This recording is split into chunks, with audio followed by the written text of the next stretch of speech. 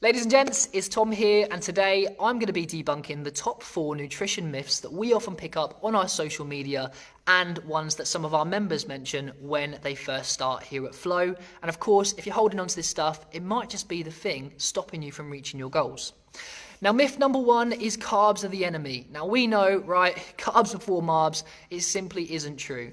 Carbohydrates are an essential macronutrient that provide us with energy and a ton of other stuff, right? Yes, for our workouts, but also for our brain function and overall daily activities. They're the body's preferred source of energy. The key here is to focus on complex, fiber-rich carbohydrates, stuff that has properties that slow the rate of digestion, keep us fuller for longer, and also keep us at bay from any heavy blood sugar spikes. So things like whole grains, fruits, and vegetables are perfect. We obviously want to be mindful of refined sugary carbs from processed snacks and sweets. Bear in mind that carbs, nutrient-dense carbohydrates, do provide us with sustained energy without the blood sugar spikes and crashes. The key here is the dosage. Carbs, we know, are super tasty, so we don't want to be prioritizing carbs first in our diet, but we definitely want to respect the fact that if we take them out, it's going to have an effect on our energy, and that could leave us at bay to reaching for other things later in the day. So the key again is in the dosage and of course the type. Now, myth number 2 is low-fat diets are healthier. In reality, our bodies need healthy fats for tons of stuff, all right? Most importantly, hormonal production, nutrient absorption, and again, brain function. The focus shouldn't be on cutting out all fat, but rather choosing the correct type of fats. We want to be careful here of trans fats, but of course, we want to include sources of fats like avocados, nuts, seeds, olive oils, amazing omegas that we can get from fishes and other stuff as well. But be mindful of heavily processed, low-fat foods that can sometimes be packed with other stuff and additives, sugars, to make up for the fact there's a loss of flavor there from fat. Again, moderation is key. Including healthy fats as part of a balanced diet is super important, and these fats do a ton of stuff for us. But again, healthy fats, you know, you can't go wrong. Amazing. Now, myth number 3 is you have to cut out all sugar, okay? Now, here's where we go a bit of context, because I know we've already talked about sugar a little bit.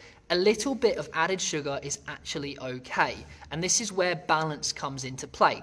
Now, as long as you're getting plenty of nutrient-dense whole foods in your diet, the real culprit, or the thing that we want to be aware of, is remember demons in the dosage. Now, we've seen with diets over time, if you cut out something for a long enough period of time, it can create this yo-yo effect back and forth, where you start and stop something because you can never really let your hair down, you can never really relax, and we create these bad habits around food on this all or nothing approach.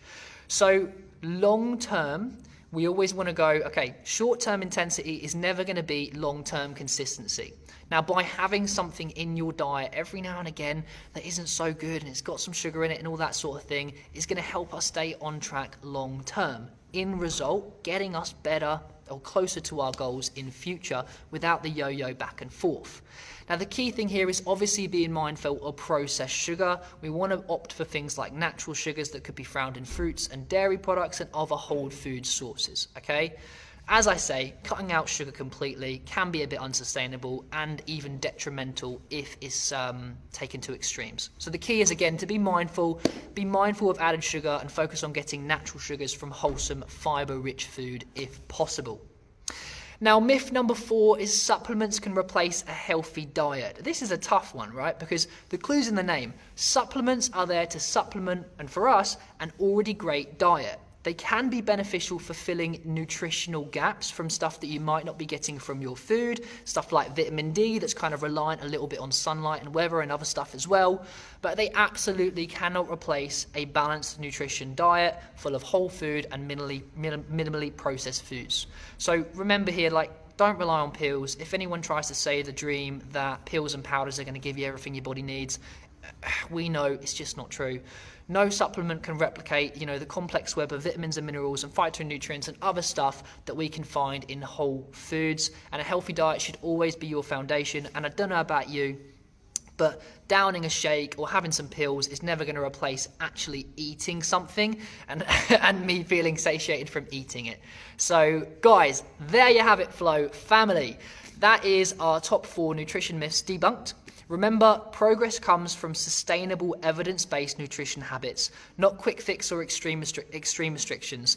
Let me know in the comments which myth was new to you, if any, or if there was any of those bits that you already knew and you'd like to add some bits there as well. Feel free, comment, add your stuff, and we'd love to hear it. And anything else you want us to cover on socials, give me a shout and I will give it a go. Cheers, guys.